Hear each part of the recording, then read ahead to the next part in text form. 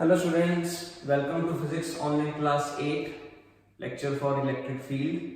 So हमने last lecture में electric field के बारे में बात की थी कि इलेक्ट्रिक फील्ड ढूंढनी है हमने एक्सियल और इक्वेटोरियल लाइन पे.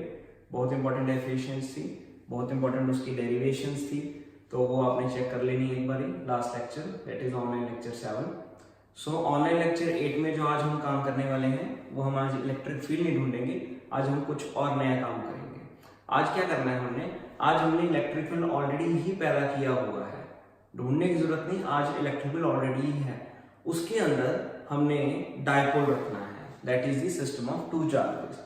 वो डायपोल जब हम इलेक्ट्रिक फील्ड के अंदर रखेंगे वो किस तरह से बिहेव करेगा, वो कैसे नए नए वैल्यूज को, नए नए फॉर्मूलाज को लेकर आएगा, वो आज का हमारा लेक्चर है. सो चलिए जी शुरू करते हैं. सो सबसे पहला कंसेप्ट क्या है कि अब होगा क्या कि हमारे पास एक इलेक्ट्रिक फील्ड है.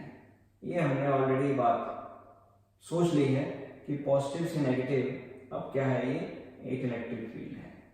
इलेक्ट्रिक फील्ड फ्लो कर रहा है पॉजिटिव से नेगेटिव, पॉजिटिव से नेगेटिव.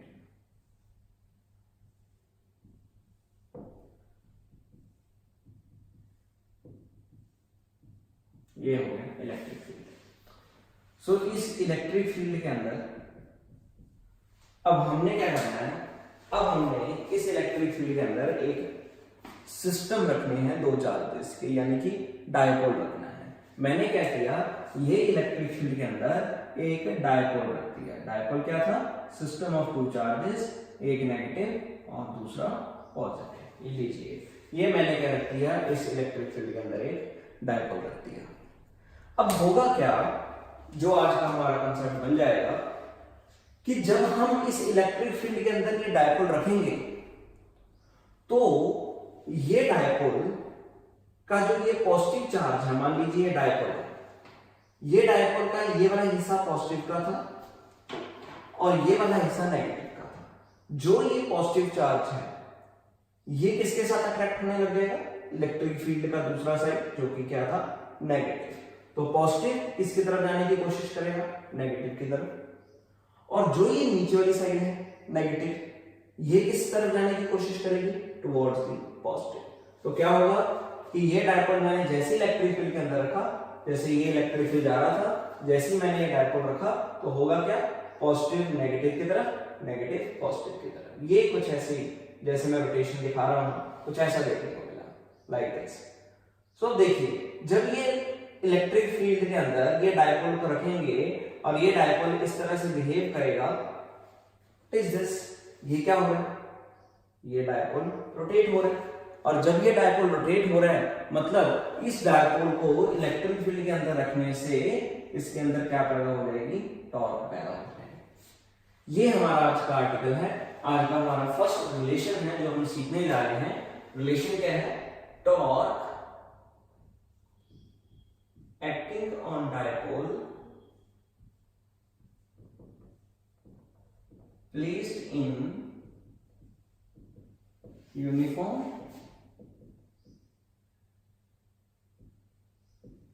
Electric field. टॉर्क पता करनी है डायपोल के ऊपर, जब हम उसको कहां पे रखेंगे, एक यूनिफॉर्म इलेक्ट्रिक फील्ड के अंदर रखेंगे. हम दोनों तरफ से रख सकते हैं, हम नॉन यूनिफॉर्म इलेक्ट्रिक फील्ड के अंदर भी रख सकते हैं, यूनिफॉर्म इलेक्ट्रिक फील्ड के अंदर भी रख सकते हैं. सो पहला हमारा जो केस है ये यूनिफॉर्म इलेक्ट्रिक फील्ड के अंदर है कि ये एक यूनिफॉर्म इलेक्ट्रिक फील्ड है और उसके अंदर हमने क्या रखा है, ये एक यूनिफॉर्म इलेक्ट्रिक फील्ड है, उसके अंदर डायपोल रखा है. तो ऑब्जर्व करने में क्या है कि जैसे डायपोल को इलेक्ट्रिक फील्ड के अंदर रखेंगे उसमें टॉर्क पैदा हो जाएगा. अब क्वेश्चन ये है कि टॉर्क पैदा कैसे हुआ, क्या क्या होगा, वो मैंने आपको अभी बताया कि व्हाट विल हैपन कि ये पॉजिटिव नेगेटिव की तरफ क्या होगा, अट्रैक्ट होगा. मतलब इस इलेक्ट्रिक फील्ड के कारण इस पॉजिटिव चार्ज के ऊपर क्या लगेगी, फोर्स लगेगी. लेट मी से ये फोर्स कितनी लगी, F1. सिमिलरली ये नेगेटिव के ऊपर इस पॉजिटिव के कारण भी क्या लगेगी, फोर्स लगेगी. ये लग गई फोर्स, नेगेटिव के कारण ये नेगेटिव पॉजिटिव की तरफ अट्रैक्ट होने की कोशिश करेगा, तो यहाँ पे भी एक फोर्स लगेगी. वो फोर्स कितनी लगेगी, लेट मी से F2. फोर्स कितनी लगेगी, F2. तो कॉन्सेप्ट है क्या, मान के चलते हैं कि consider a dipole P placed in uniform electric field, एक डायपोल रखा, that is P that is placed in uniform electric field. अब इसके अंदर होगा क्या, हम अपनी तरफ से, ये तो हमारे पास आ गया एक डायपोल, हम क्या करेंगे, हम इसको अपनी तरफ से आर्जी तौर पर यहां पे एक लाइन ड्रॉ कर देंगे। ये डायपोल कितने एंगल पे पड़ा है, इसकी लाइन का क्या बेनिफिट है मैं लेटर ऑन बता रहा हूं। ये डायपोल कितने एंगल पे रखा है इस इलेक्ट्रिक फील्ड के अंदर, लेट मी से वो एंगल कितना है, थीटा। अब ये थीटा बड़ा इंपॉर्टेंट है, जैसे जैसे जो हमारा तरीका होगा इस डायपोल के अंदर, इस इलेक्ट्रिक फील्ड के अंदर ये डायपोल रखने का, जिस एंगल के साथ हम इसको रखेंगे उतना ही टॉर्क भी बदलेगा, लेकिन ये लास्ट में पता लगेगा कि ये कैसे होगा। फिलहाल एक एंगल मार्क किया है, उस एंगल को हम बोल सकते हैं कि theta, let we can say that theta क्या है, theta is the angle between electric field intensity and dipole. Theta क्या है, angle between electric field intensity and dipole, और P क्या है, यहाँ पे अगर यूज करेंगे that is already I told you that is called electric dipole moment. ये क्या होगा हमारे पास, इलेक्ट्रिक डायपोल मोमेंट हो गया। तो अब हमें क्या करना है, अब सबसे पहला स्टेप ये है कि इसकी जो टॉर्क का रीजन है वो क्या है, ये फोर्सेज है, कि ये फोर्सेज हैं कितने के। जैसे कि सबसे पहला स्टेप हमारा होगा कि force acting on positive charge, ये जो पॉजिटिव चार्ज है इसके ऊपर फोर्स कितनी लग रही है, तो इसके ऊपर फोर्स कितनी लगेगी, फोर्स लग किसके कारण रही है, इलेक्ट्रिक फील्ड के कारण। तो मैंने आपको रिलेशन बताया था कि इलेक्ट्रिक फील्ड के कारण अगर फोर्स लगेगी तो वो कितनी होगी, that will always be equal to Q into E। Dipole है, लाजमी है कि ये दोनों चार्जेस क्या हैं, सेम ही है, तो चार्ज कितना है, Q इनटू E। ये पहली फोर्स हमारे पास आई। सिमिलरली इसी के साथ ही force acting on negative charge due to this electric field, negative charge के कारण फोर्स कितनी है, तो वो कितनी होगी हमारे पास, that is also equal to F2, that is also equal to Q into E। ये हमारे पास क्या आ गई, फोर्स आ गई इसके अंदर। अब ये फोर्सेस क्या हैं, अगर इस F1 की बात करूं, ये किस डायरेक्शन में है, this is in direction of electric field. ये किस डायरेक्शन में, जिस डायरेक्शन में इलेक्ट्रिक फील्ड है उसी डायरेक्शन में ये फोर्स लग रही है। ये जो दूसरी फोर्स है ये क्या है, this is an opposite direction of electric field. ये क्या है, this is acting in opposite direction. एक इलेक्ट्रिक फील्ड की सेम डायरेक्शन में लग रही है और एक इलेक्ट्रिक फील्ड की ऑपोजिट डायरेक्शन में लग रही है। नाउ ये हमारा कंसेप्ट खत्म हो गया। अब लेकिन अब हुआ क्या, अगर फर्स्ट को ऑब्जर्व करें और सेकंड को ऑब्जर्व करें तो फर्स्ट फोर्स भी कितनी है, F1, सेकंड चार्ज के ऊपर जो फोर्स लगी है नेगेटिव के ऊपर वो भी कितनी है, F2। ये तो क्लियर हो गया। लेकिन देखा क्या गया कि F1 और F2 दोनों की वैल्यू सेम है लेकिन डायरेक्शन ऑपोजिट है। ध्यान से सुनिए, वैल्यू सेम है लेकिन डायरेक्शन ऑपोजिट है। अब ये बात कब होती है, हम कब बोलते हैं कि अगर वैल्यू सेम हो डायरेक्शन ऑपोजिट हो, तो अक्सर क्या कहा जाता है कि अगर मैग्नीट्यूड सेम हो डायरेक्शन ऑपोजिट हो तो एक दूसरे के इफेक्ट कैंसिल कर देंगे। लेकिन यहाँ पे व्हाट वी ऑब्जर्व कि कैंसिल नहीं हुआ बल्कि क्या फैक्टर आ गया, टॉर्क आ गया। ऐसा क्यों, तो ये रीजन क्या है, रीजन क्या है कि बड़ा सिंपल सा रीजन है कि फोर्स कैंसिल तब होती है, जैसे ये मेरे पास फिर से मैं डायपोल के लिए पेन की एग्जांपल ले रहा हूँ कि इस पेन के ऊपर मान लीजिए फोर्स लगी है, एक फोर्स लगी इस डायरेक्शन में, एक फोर्स लगी इस डायरेक्शन में, यहाँ पे इसी कैप के ऊपर एक इस डायरेक्शन में फोर्स लग रही है एक इस डायरेक्शन में लग रही है, दोनों सेम है, तो लाजमी बात है कि ये दोनों एक दूसरे का इफेक्ट कैंसिल करेंगे। जैसे ये बॉडी है, इसके इस तरफ फोर्स लगी F1, इसी के इस तरफ फोर्स लगी F2, तो क्या होगा, तो नेट आंसर हमारा लाजमी 0 आएगा।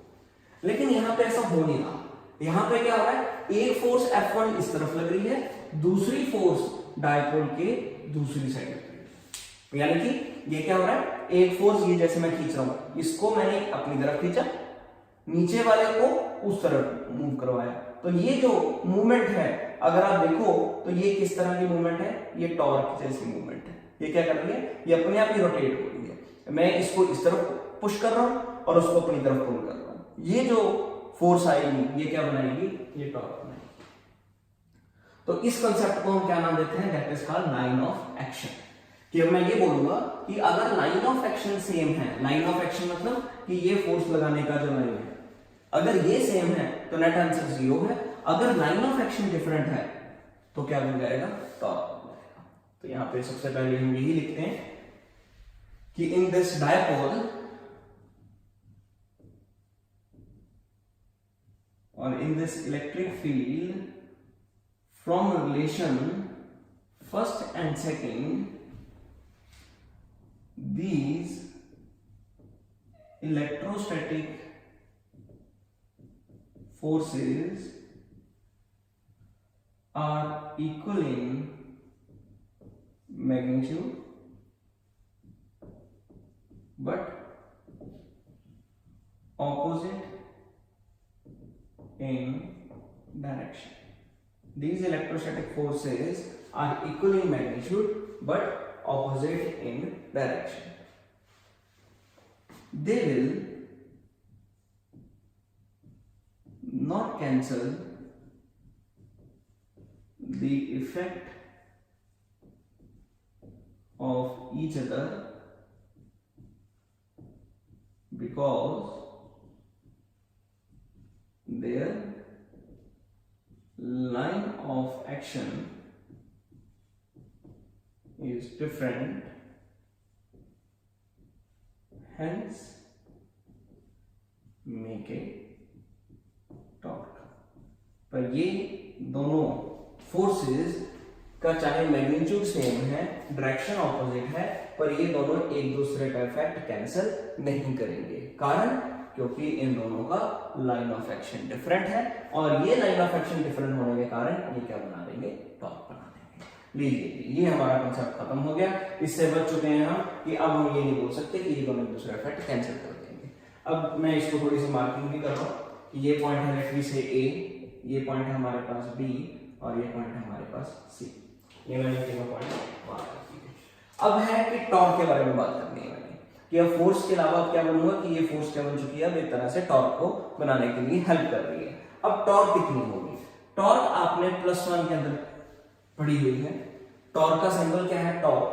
टॉर्क होती किसके बराबर है, that is always equal to either force into perpendicular, ये सिंबल है perpendicular distance, either force into perpendicular distance. Torque किसके बराबर होती है, either force into perpendicular distance. तो लीजिए आइदर फोर्स, कोई भी एक फोर्स उठा लेते हैं, torque is equal to that is equal to F1 into perpendicular distance. Perpendicular distance कौन सा, ये जो मैंने मार्क कर लिया, ये कौन सा, that is AC। Perpendicular distance जो कि इलेक्ट्रिक फील्ड के परपेंडिकुलर है और वो हमारे पास क्या है, AC। अब मुझे क्या करना है, मुझे इस AC की वैल्यू पता करनी है, लेकिन मुझे ऑलरेडी एक वैल्यू जरूर पता है कि B से लेकर A मतलब ये डायपोल का बीच का डिस्टेंस कितना होगा, ये मैं ऑलरेडी आपको बता चुका हूं, that is always equal to 2A। So लीजिए अब मुझे क्या करना है, मुझे AC के बारे में नॉलेज लेनी है कि AC की वैल्यू किसके बराबर होगी। मैं छोटा सा एक यहाँ पे बॉक्स बना रहा हूं जिसमें हम AC के बारे में बात करेंगे कि AC की वैल्यू किसके बराबर होगी। तो AC की वैल्यू पता करने के लिए मैं ये देख रहा हूं कि ये मेरे पास क्या बन रहा है, एक राइट एंगल ट्रायंगल बन रहा है। तो मैं ये राइट एंगल ट्रायंगल उठाता हूं, ये राइट एंगल ट्रायंगल कितना होगा, इन ट्रायंगल ABNC। इस राइट एंगल ट्रायंगल में मुझे क्या पता करना है, AC। एंगल के सामने वाला हमेशा क्या होता है, एक परपेंडिकुलर होता है। ये हम बात जानते हैं कि एंगल के सामने वाला क्या है, परपेंडिकुलर। तो मुझे क्या फाइंड आउट करना है, परपेंडिकुलर पता करना है। तो राइट एंगल ट्रायंगल बन चुका है। अब ट्रिग्नोमेट्रिक फंक्शन में ये फंक्शन देखने हैं जिसमें परपेंडिकुलर की बात हो। ये दो हैं, या तो साइन या टैन। साइन में हाइपोटेनस का पार्टिसिपेशन है और टैन में बेस का पार्टिसिपेशन है। बेस मुझे पता नहीं, ये बेस है BC, ये मुझे पता नहीं, और हाइपोटेनस मुझे पता है AC।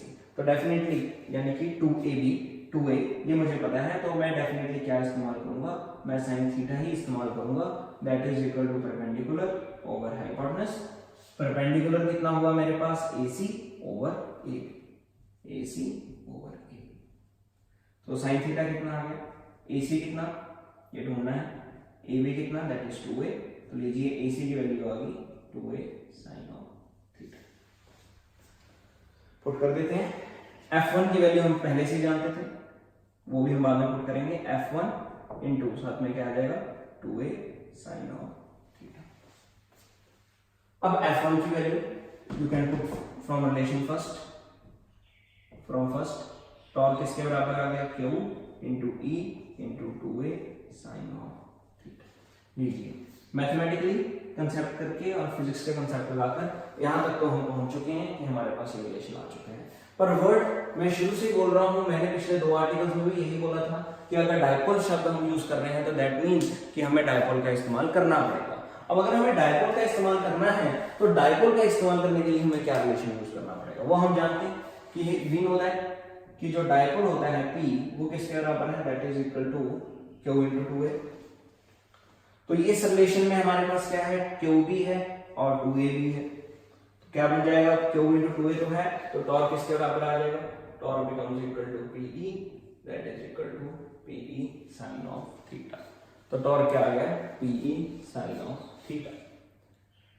तो ये हमारे पास फाइनल रिलेशन आया टॉर्क का, जो हमारे लिए न्यूमेरिकल में काफी इस्तेमाल होगा कि टॉर्क किसके बराबर होता है, PE साइन ऑफ थीटा। पर ये रिलेशन टॉर्क का क्या है, this is the scalar relation. हम जानते हैं कि टॉर्क एक वेक्टर क्वांटिटी है। अगर वेक्टर की फॉर्म में इसको लिखना हो टॉर्क को, तो वी नो दैट कि जहां पे साइन थीटा आता है वहां पे क्रॉस प्रोडक्ट आता है। तो टॉर्क किसके बराबर आ गया, that is equal to P vector cross E vector. याद रखना टॉर्क का रिलेशन ये नहीं लिखना E vector cross P vector, क्योंकि आपको शायद याद हो आइडेंटिटी +1 में आप करके आए हो कि A क्रॉस B कभी भी B क्रॉस A के बराबर नहीं होता। बच्चे अक्सर गलत लिख देते हैं, ये बात का ध्यान रखना है कि A क्रॉस B कभी भी B क्रॉस A के बराबर नहीं होगा। तो हमेशा रिलेशन क्या लिखना है, P vector cross E vector. और ये भी मैंने आपको बताया जो +1 में हमने सीखा है कि PE साइन थीटा हमेशा क्रॉस प्रोडक्ट के लिए काम करता है। अगर यहाँ पे कॉस आ जाता तो हम क्या लिखते हैं, वहां पे डॉट प्रोडक्ट लिखते हैं। ये भी इस्तेमाल होगा आज के दिन में, आज के इस लेक्चर में जहां पे हमें जरूरत पड़ेगी। तो टॉर्क का ये हमारे लिए रिलेशन आया जी, टॉर्क किसके बराबर है, PE साइन ऑफ थीटा। अब यहां तक तो हम पहुंच चुके हैं टॉर्क के लिए, ये बात हमारी क्लियर हो गई है, यहाँ पे आपको कोई शंका नहीं है, हमने आंसर फाइनली ढूंढ लिया है टॉर्क का। अब आगे कंसेप्ट क्या है, आगे कंसेप्ट है कि ये टॉर्क यूनिफॉर्म इलेक्ट्रिक फील्ड में और नॉन यूनिफॉर्म इलेक्ट्रिक फील्ड में क्या क्या है। ये जो रिलेशन मैंने प्रूव किया, जो भी आप नोट कर रहे थे, ये रिलेशन आपने देखा है यूनिफॉर्म इलेक्ट्रिक फील्ड का। नोट की फॉर्म में आपने बातें कुछ लिख लेनी है, एक्स्ट्रा है ये।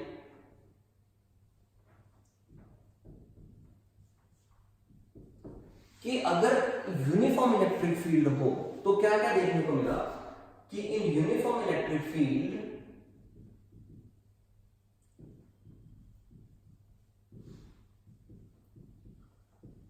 डायपोल एक्सपीरियंस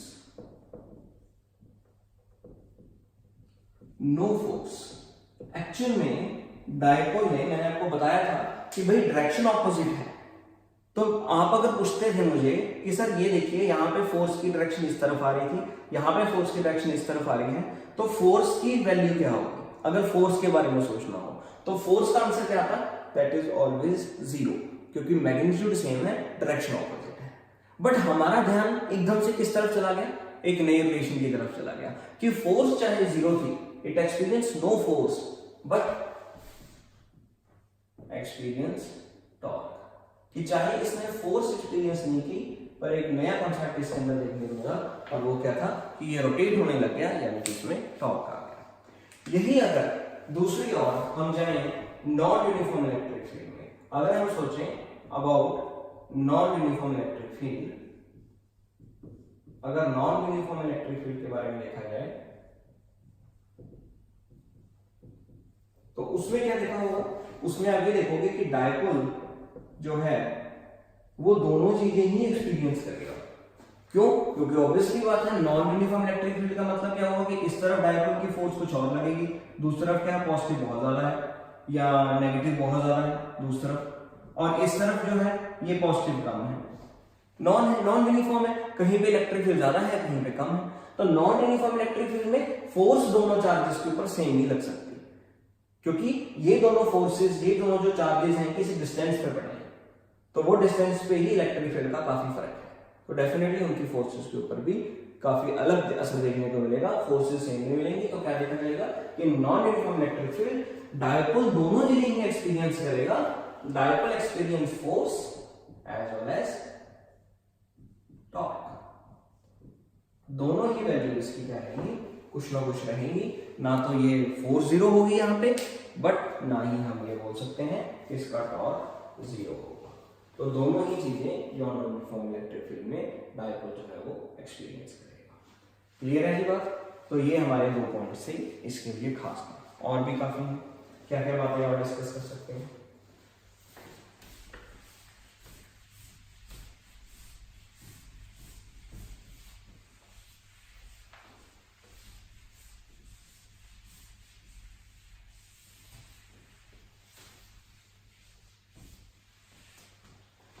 और बातें क्या हो सकती हैं? और बातें हो सकती हैं कि अगर मान लीजिए इसी इलेक्ट्रिक फील्ड के अंदर, मैं साइड फील्ड बना रहा हूं एक बारी फिर से, electric field positive to negative, यही इलेक्ट्रिक फील्ड के अंदर अगर मैं डायपोल रख दूं, लेकिन डायपोल रखने का तरीका मैंने आपको बताया था कि पिछले जब मैंने आर्टिकल को प्रूव किया था तो वहां पे डायपोल मैंने किसी एंगल पे रखा था। आज मैं क्या कर रहा हूं, आज मैं यही डायपोल यहीं पे रख रहा हूं। पहले मैंने डायपोल को किसी एंगल पे रखा था, अब मैं डायपोल को सिंपली उसी डायरेक्शन में रख रहा हूं।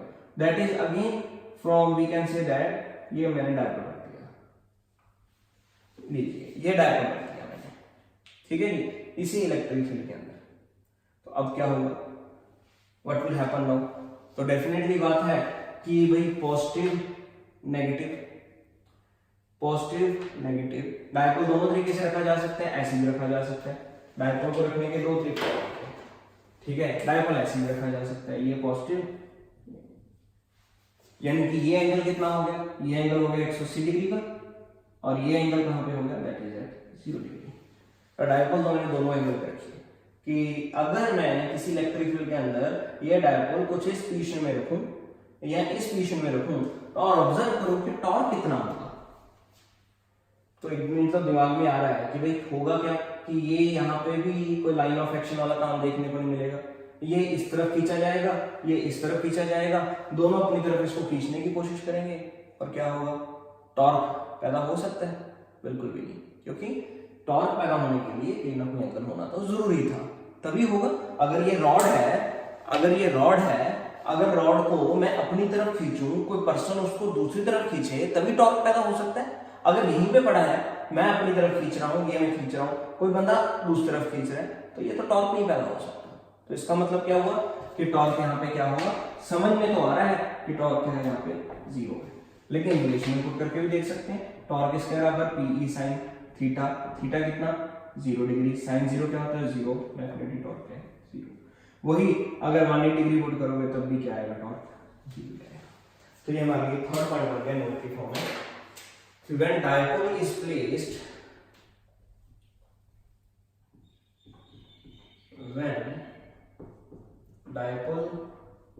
placed, in 0 और 180 डिग्री, जब हम डायपोल को 0 डिग्री पे या 180 डिग्री पे प्लेस करेंगे तो क्या होगा, then it experience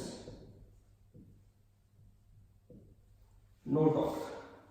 जब डायपोल को 0 या 180 डिग्री पे रखा जाएगा तो वो किसी भी किस्म का टॉर्क एक्सपीरियंस नहीं करेगा, टॉर्क उसके ऊपर क्या आएगी, 0 आएगी। वही दूसरी तरफ चली गई क्या कि अगर यही डायपोल हम इस इलेक्ट्रिक फील्ड के अंदर 90 डिग्री पे रखें, यही डायपोल हम इस इलेक्ट्रिक फील्ड के अंदर 90 डिग्री पे रखें, ये मैंने लिख दिया डायपोल को 90 डिग्री पे, तो क्या होगा, वी कैन से दैट कि यहाँ पे आराम से लाइन ऑफ एक्शन डिफरेंट देखने को मिला है, यानी कि इस केस में क्या होगा, साइन 90 डिग्री, साइन 90 डिग्री मतलब 1, तो आंसर कितना आ जाएगा, torque is equal to P।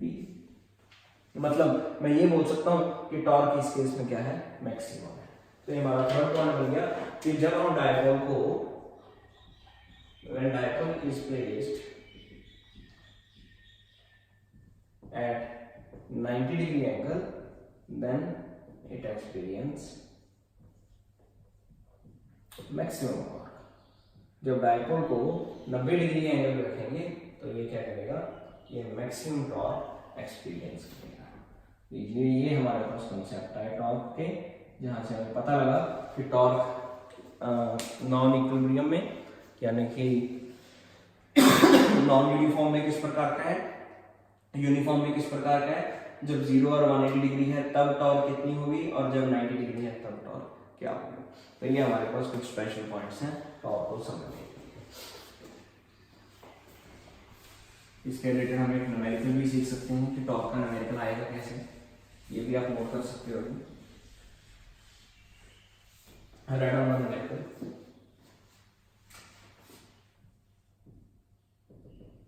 Numerical क्या है हमारा, न्यूमेरिकल है एनसीईआरटी का न्यूमेरिकल है। इन electric dipole, this is numerical from NCERT, an electric dipole with dipole moment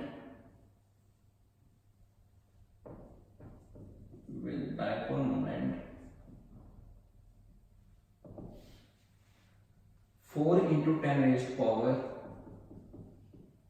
minus 9 coulomb meter is aligned at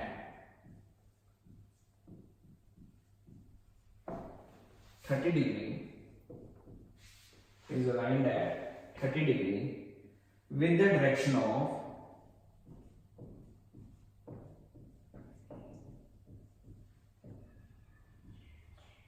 uniform electric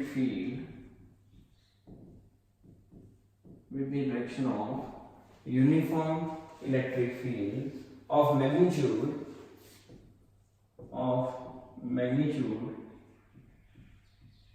5 into 10 raised power 4 Newton Coulomb inverse. Calculate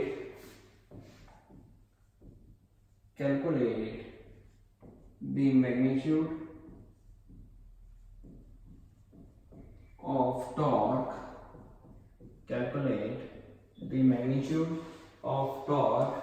Acting on dipole. Calculate the magnitude of torque acting on dipole. ये हमारे पास numerical है torque related NCERT में से। इन electric dipole,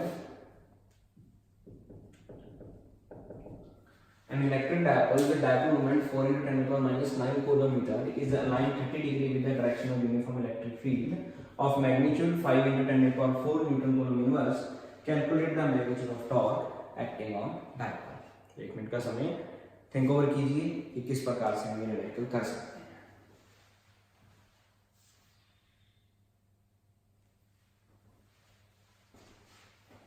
देखिए, an electric dipole with dipole moment, dipole moment कितनी दी हुई है हमें, that is equal to 4 into 10 to the power minus 9 coulomb metre, is align 30 degree. 30 degree मतलब एंगल दिया हुआ है हमें, एंगल कितना दिया हुआ है 30 डिग्री का, with direction of uniform electric field. Electric field कितना दिया हुआ है 5 into 10 to the power 4। क्या पता करना है हमें पता करना है टॉर्क। आई थिंक जो सारी वैल्यूज गिवन है हमें, पी भी दिया हुआ है, ई भी दिया हुआ है, एंगल भी दिया हुआ है, टॉर्क पता करना है। तो सिंपल सा न्यूमेरिकल बन गया हमारे लिए कि टॉर्क किसके बराबर है, that is equal to PE sine of theta. P हमें दिया हुआ है that is equal to 4 into 10 to the power minus 9। Electric field दिया हुआ है 5 into 10 to the power 4 sign angle theta मतलब साइन 30 डिग्री। ये हमारे पास कितना आ गया 20 into 10 to the power minus 9 into 10 to the power 4 sine 30 degree 1/2। ये क्वेश्चन खत्म हो गया। बस इस तरह से ये न्यूमेरिकल्स हैं जो आपको सॉल्व करने हैं और यही आंसर है। और क्या, ये आप कैंसिल कीजिए, 2 के साथ 2 कैंसिल हो गया, ये बन गया 10 to the power minus 9 into 10 to the power 4 10 to the power 5, that will be your final answer. बस ये काम करना है आपने और इस तरह से आपका आंसर आना शुरू हो जाएगा। ठीक है, सो ये हमारे पास कितना आया 95, that will be equal to 10⁻⁴। Torque का यूनिट न्यूटन मीटर, टॉर्क का यूनिट क्या होगा न्यूटन मीटर। तो ये हमारे पास कॉन्सेप्ट है, न्यूमेरिकल है, टॉर्क पर मीटर। इसके न्यूमेरिकल्स को सॉल्व करने का ये बेहतर तरीका है अगर आप करना चाहते हो। और काफी न्यूमेरिकल्स हैं टॉर्क के, जैसे जैसे हम बढ़ेंगे असाइनमेंट्स में आपको सेंड करूंगा, वहाँ पे आपको कई वैरायटी ऑफ न्यूमेरिकल्स दिखेंगे। पोकरेट में काफी न्यूमेरिकल्स दिए हुए हैं, तो धीरे धीरे हम उनको सॉल्व करने की कोशिश करेंगे। लीजिए पहला टॉपिक हमारा खत्म हो चुका है टॉर्क का मीटर, लेकिन ये टॉपिक अभी मैं ये नहीं बोल सकता कि एंड हो गया। आज का जो लेक्चर है ये टॉर्क से अगर शुरू हुआ है तो सारा कंसेप्ट मैं टॉर्क के साथ ही घुमाऊंगा, ठीक है। आर्टिकल चाहे टॉपिक चाहे मैं नया शुरू करने वाला हूँ, लेकिन उसके अंदर इस्तेमाल टॉर्क का ही है। और ये रिलेशन के ऊपर जरूर स्ट्रेस कीजिए कि टॉर्क किसके बराबर होता है, that is always equal to PE sin of theta. ये हमारे पास रिलेशन है। चलिए अगला कंसेप्ट हमारे पास शुरू हो रहा है, that is due to work done. कि अब हमें क्या है, अब हमें एक नया कंसेप्ट पता करना है। हमें ये तो पता कर लिया हमने कि टॉर्क कितनी होगी, अब हमें क्या पता करना है कि अगर यही इलेक्ट्रिक फील्ड हो, यही इलेक्ट्रिक फील्ड हो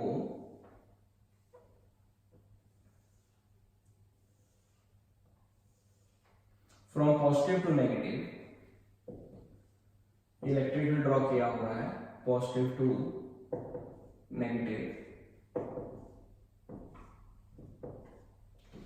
इसके अंदर हमने क्या करना है, एक डायपोल ऑलरेडी रखा हुआ है, ये मैंने डायपोल रख दिया। What we want to find, हमने ये करना है कि इस डायपोल को इस इलेक्ट्रिक फील्ड के अंदर रोटेट करना है।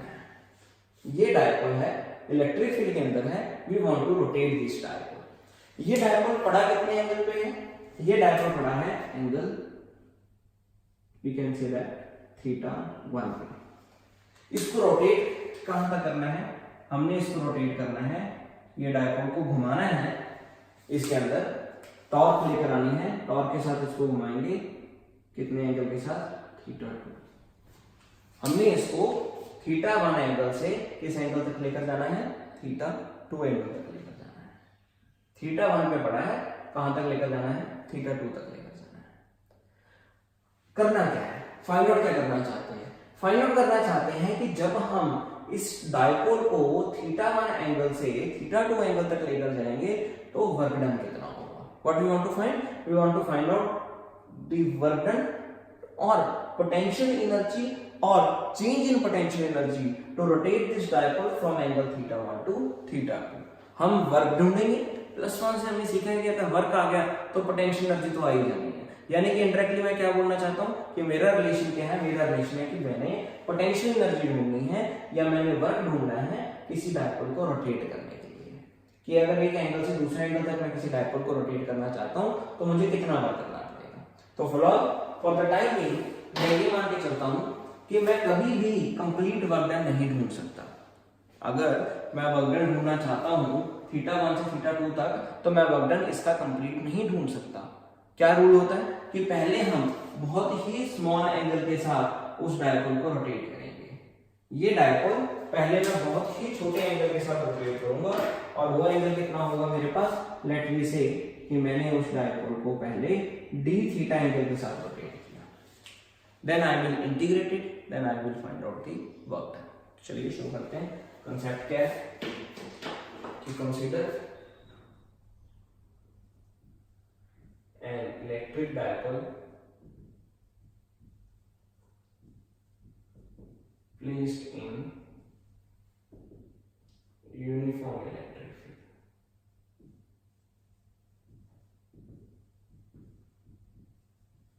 करना क्या है, करना है वर्क डन या पोटेंशियल एनर्जी। फाइंड आउट क्या है, डेरिवेशन क्या है, वर्क डन और potential energy to rotate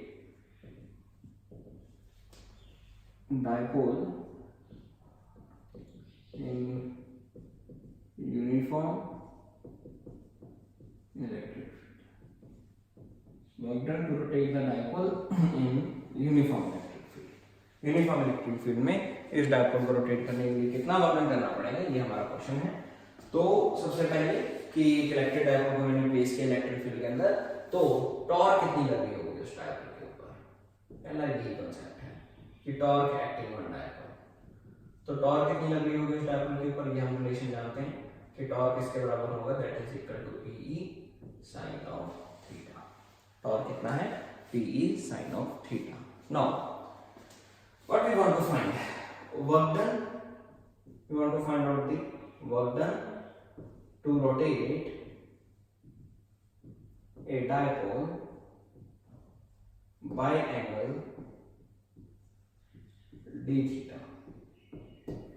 work done to rotate a dipole by angle d theta। d theta के साथ अगर हम इस डायपोल को रोटेट कराना चाहते हैं तो हमें वर्क डन कितना करना पड़ेगा, तो वर्क डन कितना करना पड़ेगा, छोटे एंगल के साथ रोटेट करना है तो डेफिनेटली वर्क डन भी बहुत छोटा होगा। तो वर्क डन का वैसे फॉर्मूला कितना होगा, देखिए वैसे तो वर्क डन के बारे में क्या जानते हो, वर्क डन आप बोलते हो फोर्स इनटू डिस्टेंस, पर यहाँ पे केस कौन सा यूज हो रहा है, Fs cos ऑफ थीटा। यहाँ पे केस कौन सा यूज हो रहा है, यहाँ पे केस हो रहा है रोटेट करने का। तो +1 में आपने सीखा था कि अगर कोई चीज या कोई बॉडी रोटेट हो रही है तो उसको रोटेट करने के लिए वर्क डन कितना होगा, फोर्स का काम करेगा टॉर्क, डिस्टेंस मतलब क्या हो जाएगा हमारे लिए d थीटा, ये डिस्टेंस क्या बन जाता है d थीटा। और अगर आप चाहते हो कि इसको डॉट प्रोडक्ट में रखना है डॉट प्रोडक्ट में रखो, अगर इसको स्केलर फॉर्म में लेकर जाना है तो आप साथ में लिख दीजिए torque into d theta into cos of theta. तो इस तरह से हम वर्क डन को फाइंड आउट करते हैं, यानी कि मैं सिंपल शब्दों में क्या बोल रहा हूँ कि वर्क डन का फॉर्मूला क्या हुआ, वर्क डन हो गया हमारे पास that is equal to torque into d theta. क्योंकि टॉर्क और एंगल दोनों के बीच में एंगल 0 डिग्री रहेगा तो cos 0 डिग्री क्या होता है 1, तो इस कारण cos थीटा की वैल्यू मैंने क्या पुट कर दी है 1। तो सिंपल रिलेशन आया कि W किसके बराबर आ गया, टॉर्क इनटू d थीटा। छोटा वर्क डन है तो आगे आप यहाँ पे डेल्टा भी डालोगे, dW is equal to torque into d theta. फिर से बोल रहा हूँ कि हमारे पास क्या था, वर्क डन था, वर्क डन का फॉर्मूला क्या है, torque into d theta into cos theta. बच्चा पूछता है कि सर cos थीटा कहाँ पे गया, तो मैं फिर से बोल रहा हूँ कि टॉर्क जिस तरफ लग रहा है उसी तरफ ही मेरा एंगल है, तो दोनों के बीच में एंगल 0 डिग्री और cos 0 होता है 1 के बराबर। इस कारण मैंने इनडायरेक्टली सीधा रिलेशन ही पुट किया है कि dW किसके बराबर आया, टॉर्क इनटू d थीटा के बराबर है, ताकि कंफ्यूजन ना हो। ओके, टॉर्क के बारे में हम जानते हैं पहले रिलेशन से कि टॉर्क किसके बराबर है dW, टॉर्क किसके बराबर आया PE sin थीटा, साथ में क्या आ गया d थीटा। तो dW किसके बराबर आ गया PE sin theta into d theta. No ये हमारा कंसेप्ट क्लियर हो गया, ये हमारे पास क्या आ गया, वर्क डन आ गया, स्मॉल वर्क डन। लेकिन मेरा टास्क है, मेरा टास्क है θ1 से θ2 तक का कंप्लीट वर्क डन कितना होगा, यानी कि मुझे क्या पता करना है, मुझे पता करना है total work done, total work done to rotate dipole from θ1 to theta. Total work done कितना होगा डायपोल को रोटेट करने के लिए θ1 से θ2 तक। तो टोटल वर्क डन कितना होगा, तो टोटल वर्क डन करने के लिए हम क्या करेंगे, dW को इंटीग्रेट, ये हमारे पास PE था, ये कांस्टेंट है sin थीटा इनटू साथ में आएगा d थीटा, लिमिट साथ में लगाएंगे, कहां से कहां तक रोटेट करना है, θ1 से θ2 तक रोटेट करना है। वी विल इंटीग्रेट इट, ठीक है जी। टोटल वर्क डन करने के लिए हम क्या करेंगे, इंटीग्रेट करेंगे दोनों साइड्स को, सो इंटीग्रेट बोथ साइड्स। अब जब हमें इंटीग्रेट करना है dW का वर्क डन, ये dW छोटा वर्क डन है, इसकी इंटीग्रेशन करेंगे तो आंसर कितना आएगा W। PE एज इट कोई चेंज नहीं, sin थीटा, sin थीटा की इंटीग्रेशन, sin थीटा की इंटीग्रेशन किसके बराबर होती है, that is equal to minus cos theta और साथ में क्या आएगा θ1 से लेकर θ2। ये हमारा कंप्लीट हो गया वर्क डन पता करने के लिए, ठीक है जी। तो कोई टेंशन ही नहीं, यहाँ पे हमारे पास आंसर आना शुरू हो गया। तो वर्क डन W कितना आ गया हमारे पास माइनस PE, अपर लिमिट ये माइनस में बाहर लेकर जा रहा हूँ, upper limit cos θ2 minus lower limit cos θ1। लीजिए हमारे पास ये एक फाइनल रिलेशन आया this is the work done to rotate the dipole from angle θ1 to θ2। तो जब भी हमारे पास कोई न्यूमेरिकल आया है वर्क डन ढूंढने के लिए तो हम ये रिलेशन यूज करेंगे। लेकिन हमने पोटेंशियल के बारे में भी सोचना है कि पोटेंशियल एनर्जी कितनी होगी। ठीक है जी, ये रिलेशन क्या है, वर्क डन या पोटेंशियल एनर्जी के लिए। तो सीधा बोल सकते हैं कि this work will store in form of potential energy। ये वर्क डन किसकी फॉर्म में स्टोर होगा, पोटेंशियल एनर्जी की फॉर्म में स्टोर होगा। रिलेशन में भी लिख लेगा, मैंने ये लाइन लिखी है यहाँ पे, ये वर्क डन है potential energy to rotate dipole. तो work done will store in form of potential energy. तो पोटेंशियल एनर्जी का सिंबल क्या है, U। तो U कितना आ गया हमारे पास, minus PE cos θ2 minus cos θ। ये हमारे पास क्या आ गई, पोटेंशियल एनर्जी आ गई to rotate the dipole, minus PE cos θ2 to cos θ1। अगर हमें ऑब्जर्व करना हो कि चेंज इन पोटेंशियल एनर्जी कितनी है, अगर हम यही देखना हो कि मान लीजिए कोई डायपोल है, अब मैं एक फिक्स पोजीशन लेकर चलता हूँ। फिक्स पोजीशन क्या लेकर जा रहा हूं मैं ये लेकर चल रहा हूं कि एक डायपोल है, उसको हम रोटेट करवाना चाहते हैं, लेकिन वो डायपोल शुरू में कहां पे पड़ा है, किसी भी रैंडम एंगल पे, उसको लेकर कहां तक आना है, 90 डिग्री तक। ये हमारा टास्क है कि कोई भी डायपोल पहले थीटा एंगल पे पड़ा है, उसको कहां तक लेकर आना है, 90 डिग्री तक लेकर आना है। ये इजीली हम कर सकते हैं, negative to positive, negative to positive, theta पे पड़ा है 90 डिग्री तक लेकर आना है। तो चेंज देखना चाहते हैं कि चेंज कितनी होगी, तो हम ये बोल सकते हैं कि if θ1 is equal to theta and θ2 is equal to 90 degree. अगर θ1 थीटा के बराबर ही है, लेकिन जो θ2 है वो हम एक मिनट आप चेंज कर दीजिए प्लीज, सिचुएशन को थोड़ा सा बदल देते हैं, अलग लेकर चलते हैं। कर आप बोल नहीं सकते थे, चाहे θ1 के बारे में सोच लो चाहे θ2 के बारे में सोच लो, आप ये भी सोच सकते हो कि अगर शुरू में डायपोल 90 डिग्री पे पड़ा है और बाद में उसको किसी रैंडम एंगल पे लेकर जाना है, ये काफी बेटर रहेगा।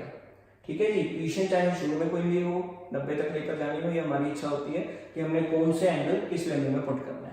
सिचुएशन अपनी तरफ से लेट कर रहा हूं, तो लेट एक नई सिचुएशन कर रहा हूं, वो क्या है कि शुरू में एंगल कितना है 90 डिग्री का, और लेकर कहां तक जाना है, थीटा तक। एंगल शुरू में कितना है 90 डिग्री, उसको लेकर कहां तक जाना है, थीटा तक, कोई भी रैंडम एंगल तक। तो ये देखना चाहते हैं कि चेंज इन पोटेंशियल एनर्जी कितनी आएगी, what will be the change in potential energy. तो चेंज इन पोटेंशियल एनर्जी कितनी आएगी, du is equal to minus PE cos θ2, cos θ2 कितना आ गया, cos θ minus cos θ1, that will be equal to 90 degree, cos θ minus cos 90 degree. ये हमारे पास relation है, इसको सॉल्व करेंगे। So no doubt cos 90 degree किसके बराबर हो गया, हमारे पास 0 के बराबर। तो चेंज इन पोटेंशियल एनर्जी कितनी आ गई, that will be equal to minus PE cos of theta. ये एक नए काम को अंजाम देने के लिए मैं कंसेप्ट कर रहा हूँ, एक नया कंसेप्ट करना है। मैंने आपको चेंज इन पोटेंशियल एनर्जी के बारे में बताना है कि मैक्सिमम, मिनिमम और जीरो कहां पे हो सकती है। तो वो सिचुएशन मैंने लेट की है कि पहले अगर 90 डिग्री पे पड़ा है और किसी एंगल तक लेकर जाना है, तो ये हमारे पास रिलेशन आएगा कि du किसके बराबर है, minus PE cos of theta. No doubt हम देख सकते हैं कि ये दो क्वांटिटीज के साथ क्या लगा है, cos थीटा लगा है। अगर मैंने यही पोटेंशियल एनर्जी वेक्टर क्वांटिटी में करनी हो, तो वेक्टर क्वांटिटी में क्या होगा, that will be equal to dot product of these two, that is P vector dot E vector. तो चेंज इन पोटेंशियल एनर्जी किसके बराबर आया, P vector dot E vector dot product में। तो ये हमारे पास रिलेशन बन गया, this is the potential energy, और we can say that change in potential energy. लेकिन चेंज इन पोटेंशियल एनर्जी कब है, अगर एंगल 90 है से थीटा तक। अगर कोई रैंडम एंगल्स है उसके लिए आपके पास रिलेशन है, आप वर्क डन भी ढूंढ सकते हो, आप चेंज इन पोटेंशियल एनर्जी भी ढूंढ सकते हो। तो चलिए इसके बारे में खास बातें क्या हम सोच सकते हैं। कई बार हमसे क्वेश्चन पूछा जाता है कि ऐसी कौन कौन सी कंडीशंस हैं जहां पे पोटेंशियल एनर्जी मैक्सिमम होगी, मिनिमम होगी या जीरो होगी। यानी कि हमने क्या सोचना है, हमने ये सोचना है कि जो पोटेंशियल एनर्जी है U है, जो पोटेंशियल एनर्जी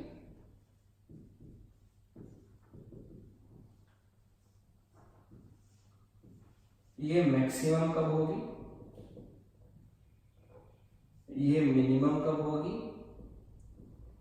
और ये जीरो कब होगी, हमने ये सोचना है कि at what angle the potential energy is maximum, at what angle the potential energy is zero and what angle the potential energy is minimum. तीनों केसेस के बारे में हमें सोचना है कहां पे होंगे।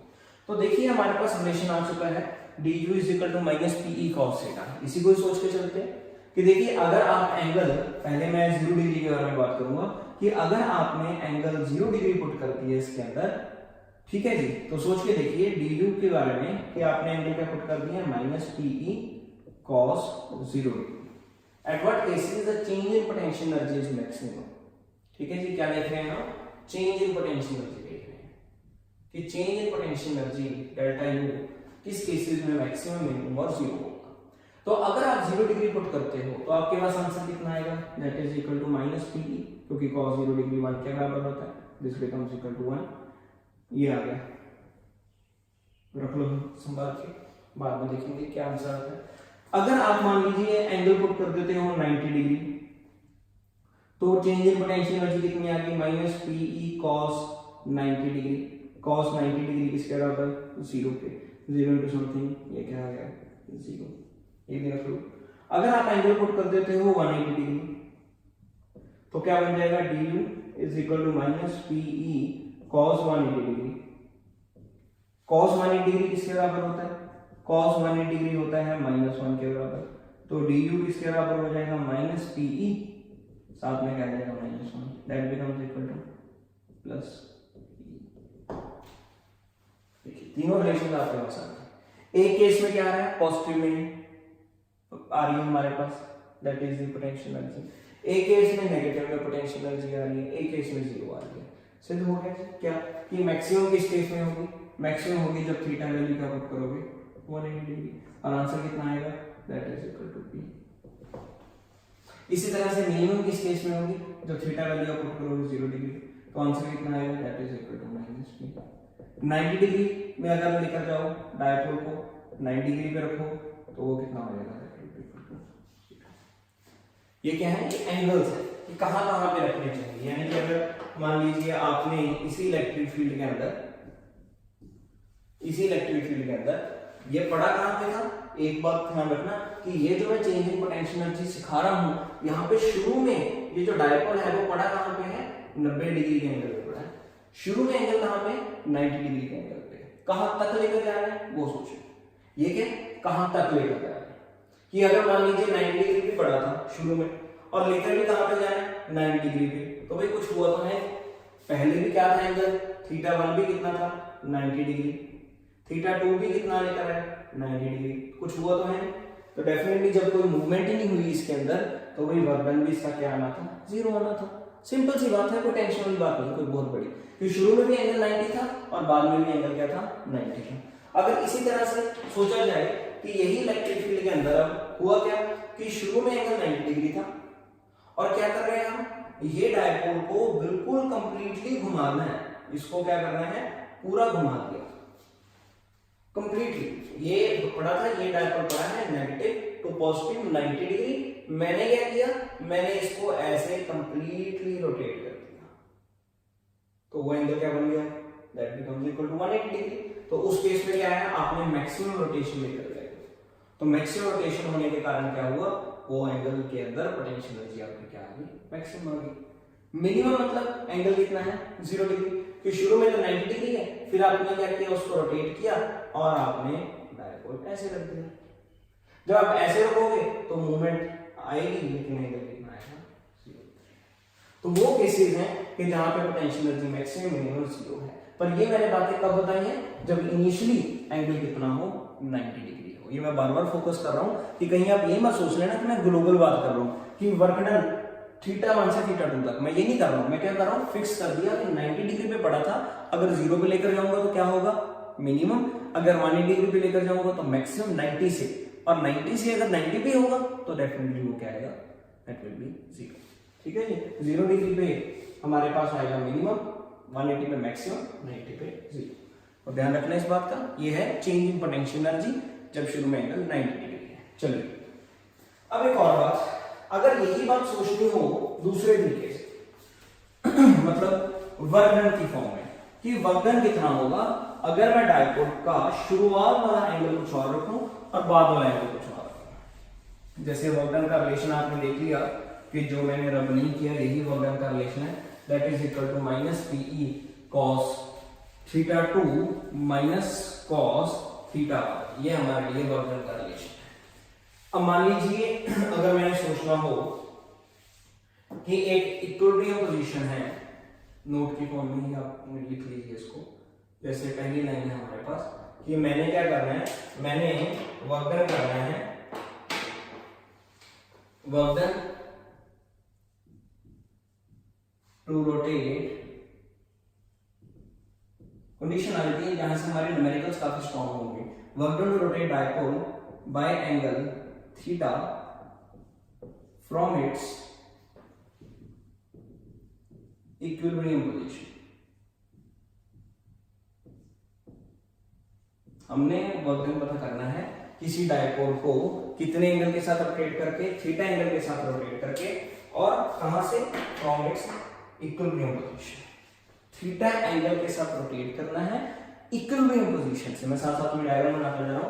What do you mean by equilibrium position? Equilibrium position का मतलब क्या हुआ कि ये अगर इलेक्ट्रिक फील्ड था negative to positive, sorry positive to negative, this is electric field positive to negative, this is electric field positive to negative, electric field positive to negative.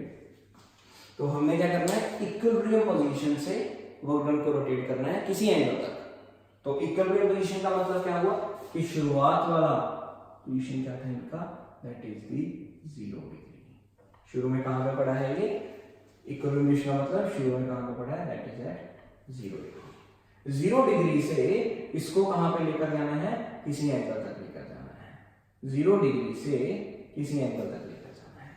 ये मैंने मूव करवा दिया, ये ऐसे कितने एंगल तक लेकर जाना है, थीटा एंगल। ये ऐसे रोटेट होना है कि डायपोल को पहले ऐसे पड़ा है और फिर मैंने उसको यहां तक लेकर जाना है। तो बताइए वर्क डन कितना होगा। तो उसमें क्या बोलेंगे, वर्क डन का formula that is equal to minus pE, आपके सामने cos theta 2 minus cos theta 1। अब सोचिए कहां पे पड़ा था, वो बता दिए इन्होंने, कहां पे पड़ा था, 0 डिग्री पे। कहां तक लेकर जाना है, कहां तक लेकर जाना है, थीटा तक। तो W कितना आ गया, minus PE cos theta minus cos 0 degree. cos 0 degree is equal to 1, work done कितना आ गया, minus PE cos theta. Shortcut concept है, ऑब्जेक्टिव में आपको कंपटीशन में काफी काम देगा ये, कि बजाय कि आप पहले ये सोचो कि कहां पे पड़ा था, आप सीधा ही वैल्यू पुट करोगे। अगर इक्विलिब्रियम पे है तो मैंने ये रिलेशन यूज करना है, कहां तक लेकर के 60 30 40 50 कुछ भी एंगल दे दें, वैल्यू पुट किया और आंसर आ गया। इसी तरह से अगला कॉन्सेप्ट, अगर सोच लीजिए यहीं से मैं बोल रहा हूं, इसी का ही एक पार्ट, कि work done to rotate a dipole from equilibrium position to 90 degree. अगर ये न्यूमेरिकल आ जाए कि इक्विलिब्रियम पोजीशन से 90 डिग्री तक लेकर जाना है, फिर आप क्या करोगे, तो इसका मतलब क्या हुआ, वर्क डन का फिर से माइनस पीई, इक्विलिब्रियम पोजीशन मतलब शुरू वाला एंगल थीटा 1 कितना हो गया हमारे पास, that is equal to 0, theta 2 कितना 90 डिग्री, वैल्यू पुट की cos theta 2 cos 90 minus cos 0 degree, W is equal to minus PE cos 90 0 minus 1, W कितना आ गया, that is equal to P। That's it। ये हमने यहाँ पे सोच लिया। इसी तरह से 0 से 180 डिग्री तक लेकर जाना, इसी का ही दूसरा part, work done to rotate a dipole from 0 degree to angle कितना 180 डिग्री। फिर हम क्या करेंगे, फिर हम यही रिलेशन यूज करेंगे, W is equal to minus pE, 0 से कहां तक है 180 तक, तो cos थीटा 2 कितना होगा, cos 180 डिग्री माइनस cos 0। तो ये हमारे पास कितना आ गया, minus PE cos 180 degree minus 1 that becomes equal to minus 2। तो आंसर कितना आ गया, यानी कि 180 डिग्री पे तो चाहे चेंज इन पोटेंशियल एनर्जी देख लो, चाहे वर्क डन देखो, दोनों ही मैक्सिमम है। दोनों ही यहाँ पे मैक्सिमम आ जाएंगे। तो ये हमारे पास तरीका है जी न्यूमेरिकल सॉल्व करने का कि एंगल पहले इक्वल में मतलब 0 डिग्री होता है और बाद में क्या पुट करना है वो डिपेंड करता है क्या आंसर होगा। तो इस तरह से वैल्यू पुट कर सकते हो। यहाँ पे पुट कर सकता था कि मुझे क्या टेंशन है cos 90, यहाँ पे क्या पुट कर देता मैं w = -pe cos 90 डिग्री, ठीक है जी। वहां पे क्या पुट कर दो अगर इक्वल पोजीशन से मतलब 0 डिग्री से, तो डेफिनेटली चेंज कांसेप्ट आना शुरू हो जाएगा कि शुरू में कहां पे रखा है और बाद में कहां पे रखा है, ठीक है जी। तो इस तरह से आपने सोचना है, ये आपके फाइनल आंसर होंगे। ऑलराइट, चलिए ये हमारे पास हो गया फाइनल कांसेप्ट जो यहाँ पे हमने सोचना था। अब है जी लास्ट न्यूमेरिकल इसका कि न्यूमेरिकल कैसे करेंगे।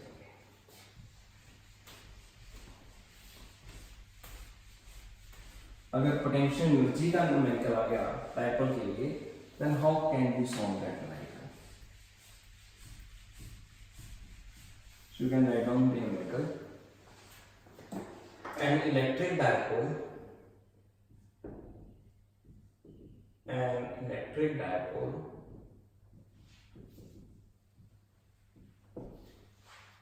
having dipole moment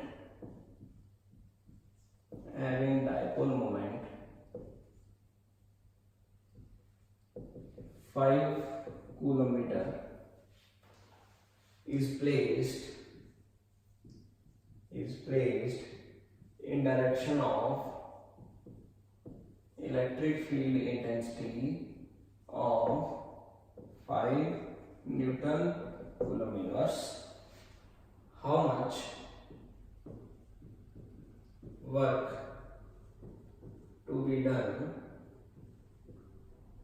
to rotate dipole by angle 60 degree? How much work to be done to rotate dipole of angle 60 degree? ये हमारे पास पूरा न्यूमेरिकल है कि एक डायपोल है जिसका डायपोल मोमेंट 5 किलोमीटर है, उसको इलेक्ट्रिक फील्ड की डायरेक्शन में रखा हुआ। बड़ा मेन पॉइंट है ये कि इसको इलेक्ट्रिक फील्ड की डायरेक्शन में रखा हुआ है। यानी कि बच्चों क्या सोचना है यहाँ से कि एक डायपोल है, ये इलेक्ट्रिक फील्ड था, उसी डायपोल को कहां पे रखा हुआ है, इसी इलेक्ट्रिक फील्ड की डायरेक्शन में रखा हुआ है। तो बात सिमिलर है कि भाई एंगल शुरू वाला कितना होगा 0 डिग्री। कहां तक लेकर आना है ये दिखाएंगे 60 डिग्री। तो लीजिए यही मैंने आपको कोड करवाना है, ये आपके अंडरस्टैंडिंग लेवल है कि आप क्या सोच रहे हो। θ1 0 डिग्री और θ2 60 डिग्री।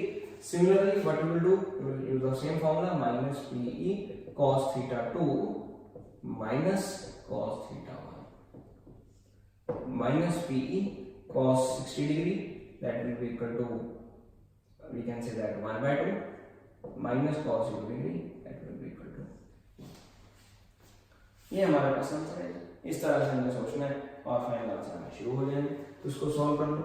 ये -pe पहले वेरिएबल में ही सॉल्व करके रखो, तो ये आ गया हमारे पास -1/2, that becomes equal to pe/2। p की वैल्यू आपको कितनी दी हुई है 5 और इलेक्ट्रिक फील्ड की वैल्यू भी कितनी है 5/2, that becomes equal to 25/2। Fraction चाहे आप आंसर निकाल लीजिए, ये आपकी इच्छा है। क्लियर है? तो इस तरह से हमारे पास कांसेप्ट आया। ये हमारे पास पूरा टॉपिक थे 2, that is electric potential energy due to dipole, और इसी के साथ एक और था that is the torque acting on a dipole. तो ये हमारे पास 2 टॉपिक हैं और these are the last topic of the electric field. We can say that these are the last derivations of the electric field. So electric field की जो अंदर derivations आती हैं सिंपल, तो वो 4 है टोटल। जो पहला हमारा चैप्टर बन जाता है सिंपल इलेक्ट्रिक फील्ड का, वो है on equatorial, on axial, on potential energy, we can find out the potential energy, and last one the torque. So इसी के साथ ही कुछ और बातें हैं जो डिस्कस करनी है आपके साथ। जैसे कि कई बार मैंने आपको असाइनमेंट दी थी, तो वहां पे एक क्वेश्चन था कि इलेक्ट्रोस्टैटिक शील्डिंग क्या होती है। What is electrostatic shielding? Electrostatic shielding देखिए आने वाले टाइम में, या मैं आपको बता भी सकता हूं अभी, कि होता क्या है कि अगर हमारे पास कोई कंडक्टर है, ये तो पता लग गया कि इलेक्ट्रिक फील्ड किसका होगा, कंडक्टर में। तो अगर हमारे पास कोई कंडक्टर है तो कंडक्टर को हमने अगर एक इलेक्ट्रिक फील्ड दिया है, हॉलो कंडक्टर है, एक हमारे पास हॉलो कंडक्टर है और हॉलो कंडक्टर को हमने एक इलेक्ट्रिक फील्ड दे दिया, ये हॉलो कंडक्टर है, इसको मैंने एक इलेक्ट्रिक फील्ड दे दिया, तो हॉलो कंडक्टर का जो अंदर जो इलेक्ट्रिक फील्ड होगा या हॉलो कंडक्टर के ऊपर जो इलेक्ट्रिक फील्ड होगा वो सिर्फ और सिर्फ सरफेस के ऊपर ही होगा। हम ये आने वाले टाइम में प्रूव भी करेंगे कि अगर हमारे पास एक हॉलो स्फीयर हो, एक हॉलो कंडक्टर हो, तो उसके ऊपर ही इलेक्ट्रिक फील्ड हो सकता है, उसके आउटसाइड भी इलेक्ट्रिक फील्ड हो सकता है, क्योंकि ये इलेक्ट्रिक फील्ड आगे बढ़ेगा, और उसके इनसाइड इलेक्ट्रिक फील्ड हमेशा 0 होगा। ठीक है जी, electric field inside the hollow sphere, hollow conducting shell, hollow conducting body, कोई भी बॉडी हो, अंदर से खोखली हो, मेटल की बॉडी हो, कंडक्टर हो, उसको अगर आप इलेक्ट्रिक फील्ड दोगे तो ऐसा नहीं हो सकता कि इलेक्ट्रिक फील्ड उसके अंदर भी आ जाए। इलेक्ट्रिक फील्ड उसके सरफेस के ऊपर रहेगा, बाहर भी रहेगा, लेकिन अंदर नहीं हो सकता, क्योंकि अंदर चार्ज को पास करवाने का कोई मीडियम ही नहीं है। जब कोई मीडियम ही नहीं है, जब खोखला बना है, तो इलेक्ट्रिक फील्ड भी किसी किस्म का नहीं हो सकता। सो ये आपने बात याद रख लेनी है कि inside hollow conductor, inside hollow conductor, electric field intensity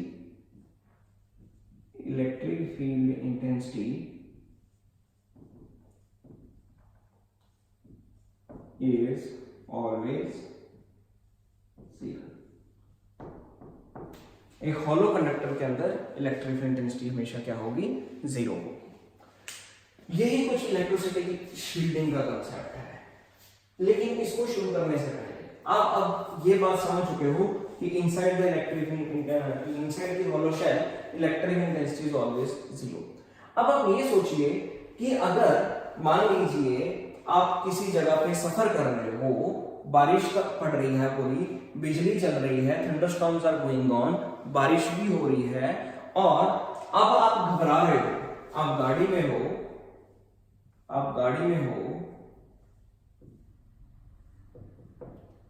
ठीक है जी, पूरी बारिश फुल पड़ रही है और इसके साथ थंडरस्टॉर्म्स भी फुल आ रहे हैं, और आप गाड़ी में बैठे हो और आप घबरा रहे हो कि यार पूरी बिजली घट रही है, मैं क्या करूं कि मुझे कहीं ऐसा ना हो कि ये बिजली गाड़ी के ऊपर पड़े और मेरा काम खराब हो जाए। तो अब आपने ये सोचना है कि when you are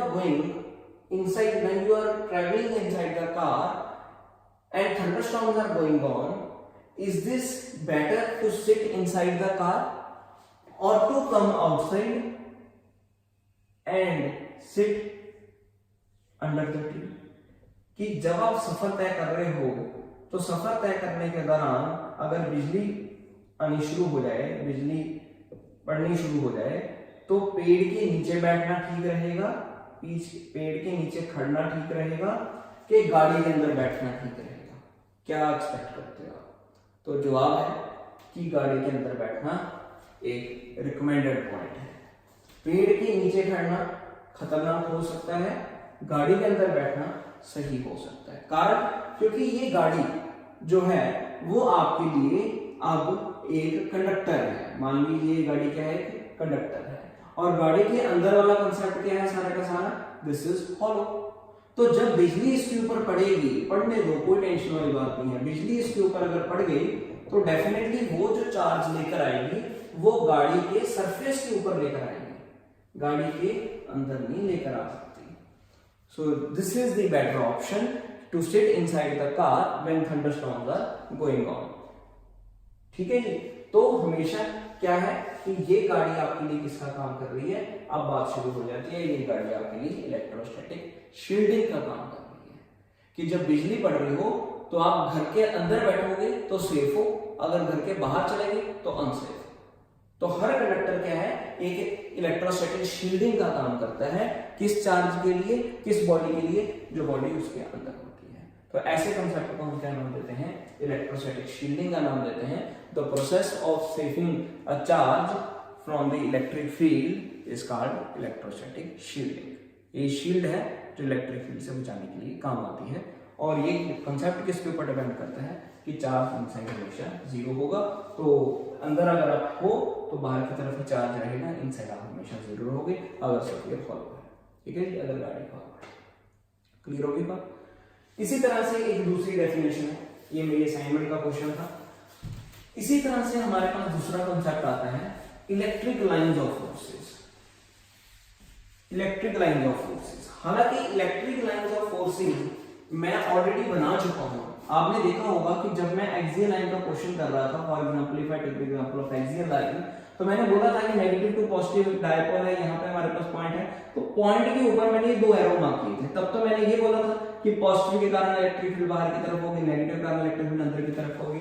direction mark किया किसकी फॉर्म में, एरोस की फॉर्म में। ये एरोस क्या होते हैं, ये एरो हम हर जगह पे लगाते हैं, ये हम इक्वेटोरियल लाइन के आर्टिकल में भी लगा देते हैं। यानी कि मैं ये बोलूं कि जब हम इलेक्ट्रिक फील्ड की डायरेक्शन मार्क करते हैं तब हम हमेशा ये एरो जरूर लगाते हैं। ये एरोस को बोला क्या जाता है, ये एरो को डायरेक्शन की बजाय एक नया नाम देते हैं।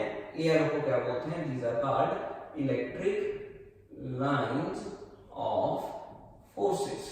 ये एरो को क्या बोला जाता है, these are called electric lines of forces. इन्हें हम क्या बोलेंगे, इलेक्ट्रिक लाइंस ऑफ फोर्सेस बोलेंगे। अगर डेफिनेशन लिखनी हो तो क्या है, it is a path which may be straight or curved, followed by a unit positive charge, the tangent to this path gives direction of electric field intensity. ये क्या है, ये एक पाथ है, चाहे वो पाथ स्ट्रेट हो चाहे वो कर्व्ड हो, जो वो पाथ मैं ड्रॉ करूंगा उसका टेंजेंट हमेशा किसकी डायरेक्शन लेगा, इलेक्ट्रिक फील्ड इंटेंसिटी की डायरेक्शन लेगा। ये ड्रॉ कैसे करनी है, electric line of forces draw कैसे करनी है कि अगर मान लीजिए ये मेरे पास पॉजिटिव चार्ज है, तो पॉजिटिव चार्ज के कारण इलेक्ट्रिक फील्ड इंटेंसिटी की डायरेक्शन मैंने आपको पहले ही बता दी थी कि ये हमेशा किस तरफ होगी, एक पॉजिटिव चार्ज के कारण इलेक्ट्रिक फील्ड इंटेंसिटी ऐसे होगी। ये तो बोल दिया कि ये क्या है हमारे पास, these are called electric line of forces. ये स्ट्रेट भी हो सकती है, ये कर्व भी हो सकती है। किसको फॉलो करेंगे, पॉजिटिव चार्ज को, और इनका टेंजेंट क्या डायरेक्शन लेगा, इलेक्ट्रिक फील्ड हो भी रहा है कि अगर मैं इसके ऊपर इसका टेंजेंट ड्रॉ करूं, इसका टेंजेंट ड्रॉ करूं, इसका, तो वो डायरेक्शन क्या होगी, वो इलेक्ट्रिक इंटेंसिटी की डायरेक्शन होगी। इसका टेंजेंट क्या बता रहा है, इलेक्ट्रिक इंटेंसिटी की डायरेक्शन बता रहा है। तो ये क्या होती है, हमारे पास इलेक्ट्रिक लाइन ऑफ फोर्सेस होती है। इसी तरह से अगर हमारे पास नेगेटिव चार्ज हो, ये हमारे पास नेगेटिव चार्ज है, तो नेगेटिव चार्ज के कारण क्या होगा, नेगेटिव चार्ज के कारण इलेक्ट्रिक फील्ड इंटेंसिटी की डायरेक्शन हमेशा क्या होगी, that is towards. Negative charge के कारण इलेक्ट्रिक फील्ड क्या होगा, हमेशा टुवर्ड्स होगा, ऐसे। ये बन गई नेगेटिव चार्ज के कारण, ठीक है जी। तो इसके कारण क्या होना है, इसके कारण हमेशा अवे बनानी है, इसके कारण हमेशा टुवर्ड्स बनानी है। और ये इलेक्ट्रिक लाइन ऑफ फोर्सेस की प्रॉपर्टीज भी हैं कि ये इलेक्ट्रिक लाइन ऑफ फोर्सेस कभी भी एक दूसरे को इंटरसेक्ट नहीं कर सकती, क्योंकि अगर ये इंटरसेक्ट करगी there will be two directions. तो डिफरेंट डिफरेंट कांसेप्चुअल्स हैं इसके रिलेटेड। तो लीजिए जी, this is all about our today's topic. और इसके साथ हमारा इलेक्ट्रिक फील्ड चैप्टर जो है वो खत्म हो जाता है, लेकिन इलेक्ट्रिक फील्ड की बात खत्म नहीं होगी, इलेक्ट्रिक फील्ड के सिंपल कंसेप्ट खत्म हुए हैं। नेक्स्ट जो चैप्टर हम ऑनलाइन लेक्चर नंबर 9 में शुरू करने वाले हैं, this is about the Gauss theorem. हम अब नया कंसेप्ट शुरू करने वाले हैं कि अभी तक मैंने आपको, शायद आपको याद हो कि जब मैंने डिस्ट्रीब्यूशन ऑफ चार्जेस बताए थे तो मैंने आपको बोला था कि अगर हम ये डिस्ट्रीब्यूशन ऑफ चार्जेस सीख रहे हैं, वो इस कारण सीख रहे हैं कि अगर एक बड़ी चार्ज की प्लेट हो, उसका फोर्स देखना हो, उसकी इलेक्ट्रिक फील्ड देखनी हो, तो वो कैसे ढूंढनी है। अब तक वो बात आई नहीं थी, अब तक तो मैं सिर्फ और सिर्फ वही डायपोल के ऊपर ही था, यानी कि मैंने सिंगल का कंसेप्ट बताया, मोनोपोल का बताया। अब मैं शीट का बताऊंगा, रॉड का बताऊंगा और सफियर के ऊपर बताऊंगा कि अगर सफियर के ऊपर चार्ज हो, एक रॉड के ऊपर चार्ज हो, एक शीट के ऊपर चार्ज हो, तो इलेक्ट्रिक फील्ड किस प्रकार का आएगा। तो लीजिए जी, इसके लिए आपने ऑनलाइन लेक्चर नंबर मेरा जो नेक्स्ट है दैट इज 9, वो जरूर चेक करना है। और ये अपने पुराने जो जितने भी डेरिवेशन, जितने भी हम ऑनलाइन लेक्चर सीख रहे हैं, इन सभी को बार बार चेक करते रहिए। इनको शेयर भी कर सकते हो ताकि हम इस लॉकडाउन के पीरियड के दौरान एक दूसरे की हेल्प कर सकें और सभी का ही इस चीज में फायदा हो। ये भगवान की तरफ से एक अच्छा ही हुआ है कि एक दूसरे की हेल्प हो रही है इसी बहाने कि जो एक लेक्चर आप सुन रहे हो वो आप एक दोस्त के साथ भी शेयर कर सकते हो ताकि उसकी भी हेल्प हो सके। सो मिलते हैं नेक्स्ट लेक्चर में। Thank you, bye bye.